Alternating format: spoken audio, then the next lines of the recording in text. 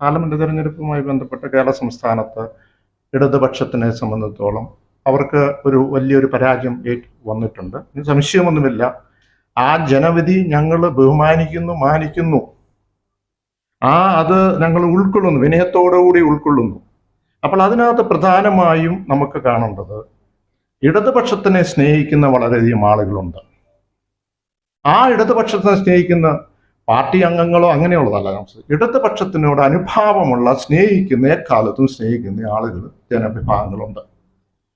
അവര് ഇടതുപക്ഷത്തു നിന്ന് അകന്നു. ഈ തെരഞ്ഞെടുപ്പിൽ അകലം കാണിച്ചു എന്നുള്ളത് ശരിയാണ്, അത് യാഥാർത്ഥ്യമാണ്. ഇടതുപക്ഷത്തിൽ നിന്ന് അകലം കാണിച്ചിട്ടുണ്ട്. പക്ഷേ അവര് തരുന്ന ഒരു സന്ദേശമുണ്ട്. ആ സന്ദേശം എന്ന് പറയുന്നത് ആ ഇടതുപക്ഷത്തിന് അധികാരത്തിൽ വന്നു, പക്ഷെ അവരുടെ പ്രതീക്ഷയ്ക്കൊപ്പം നമുക്ക് ഉയരാൻ കഴിഞ്ഞിട്ടില്ല. ആ സന്ദേശം ഉൾക്കൊണ്ടുകൊണ്ട് നമുക്ക് തിരുത്തലുകൾ വരുത്തേണ്ടതുണ്ട്. ആ തിരുത്തലുകൾ ഞാൻ വീണ്ടും ആവർത്തിക്കുന്നു. ഇടതുപക്ഷത്തിന് ഒരു പ്രതീക്ഷയുണ്ട്, ജനങ്ങളുടെ ഒരു പ്രതീക്ഷ നൽകേണ്ട, പ്രതീക്ഷയ്ക്കൊത്ത് ഉയരാൻ കഴിഞ്ഞിട്ടില്ല. അപ്പോൾ അല്പം ഈ അനുഭാവികളായിട്ടുള്ളത് അങ്ങ് നിൽപ്പുണ്ട്. അതുകൊണ്ട് തന്നെ അതിനകത്ത് എന്താണെന്നുള്ളത് പരിശോധിച്ച് അതിന് തിരുത്തലുകൾ വരുത്തേണ്ടതുണ്ട്. ആ തിരുത്തലുകൾ അത് കൂടിയാലോചിച്ച് എടുത്തേണ്ട തിരുത്തലുകളാണ്. എവിടെയാണ് പരിഗണന കൊടുക്കേണ്ടത് എന്നുള്ള കാര്യങ്ങളുണ്ട്.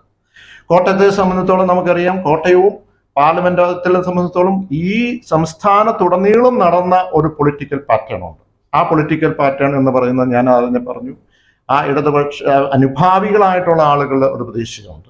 അതുകൂടാതെ ഇന്ന് BJP അധികാരത്തിൽ ഇറക്കണം, ആ BJP അധികാരത്തിൽ ഇറക്കണം എന്നുണ്ടെങ്കിൽ അതിന് നമ്പർ 1 പാർട്ടിയായിട്ട് വന്ന ആളെ മാത്രമേ ഉള്ളൂ അവിടെ ഭരണത്തിലേക്ക് അല്ലെങ്കിൽ പ്രസിഡന്റ് വിളിക്കുകയുള്ളൂ. അങ്ങനെ വരുമ്പോൾ ഇന്ത്യ മുന്നണിക്ക് നേതൃത്വം കൊടുക്കുന്ന കോൺഗ്രസ് പാർട്ടിയാണ്. ആ കോൺഗ്രസ് പാർട്ടിക്ക് വേണം വോട്ട് ചെയ്യാൻ. ഈ 2 ആസ്പെക്ട്സ് ആണ് അവിടെ. അങ്ങനെ ഒരു ചാപ്റ്റർ ഓപ്പൺ ചെയ്തില്ലല്ലോ, പിന്നെ എങ്ങനെ അത് ക്ലോസ് ആവും? അല്ല, അങ്ങനെ അവരുടെ ആഗ്രഹം പ്രകടിപ്പിച്ചു. അത് അവർക്ക് കേരള കോൺഗ്രസ് ശക്തമായതുകൊണ്ടും കേരള കോൺഗ്രസ് എമ്മിന് ജനപിന്തുണ ഉള്ളത് കൊണ്ടും അവരുടെ ആഗ്രഹം പ്രകടിപ്പിച്ചു. പക്ഷെ കേരള കോൺഗ്രസിന് ഒരു നിലപാടേ ഉള്ളൂ. ആ നിലപാട് ഞങ്ങൾ എടുത്തിരിക്കുന്നത് നിങ്ങൾക്ക് എല്ലാവർക്കും അറിയാം. ആ രാഷ്ട്രീയ തീരുമാനം എങ്ങനെയാണ് എടുത്തെന്നുള്ളത് ആ രാഷ്ട്രീയ തീരുമാനത്തിൽ ഉറച്ചു തന്നെയാണ്. അതുകൊണ്ട് തന്നെ ഈ പരാജയങ്ങൾക്കെല്ലാം കൂട്ടുത്തരവാദിത്വം എല്ലാവർക്കും ഉണ്ടെന്ന് പറഞ്ഞതും അതിന്റെ കാരണം നിൽക്കുന്നത്. ഒരു ലോക്സഭാ തെരഞ്ഞെടുപ്പിൽ ഒരു പ്രസംഗം കൊണ്ട് ഒരു ലോക്സഭാ തെരഞ്ഞെടുപ്പ് പരാജയപ്പെടുമെന്ന് ഞാൻ കരുതുന്നില്ല, ഒരിക്കലുമില്ല. അതിനകത്ത് ഞാൻ സൂചിപ്പിച്ചതുപോലെ കേരള കോൺഗ്രസ് പാർട്ടിയിൽ ഈ പറഞ്ഞ സംസ്ഥാന കമ്മിറ്റി യോഗത്തിൽ ഇതും എല്ലാ കാര്യങ്ങളും വിലയിരുത്തി ആ വിലയിരുത്തിനകത്തുള്ള തീരുമാനം ഇങ്ങനെയാണ്. പൊളിറ്റിക്കൽ ഞങ്ങളുടെ തീരുമാനം അല്ലെങ്കിൽ ഞങ്ങളുടെ ഒരു അറിയിപ്പ് ഇതൊരു കൂട്ടുത്തരവാദിത്തത്തോടുകൂടി പോകേണ്ടതാണ് എന്നുള്ളത്.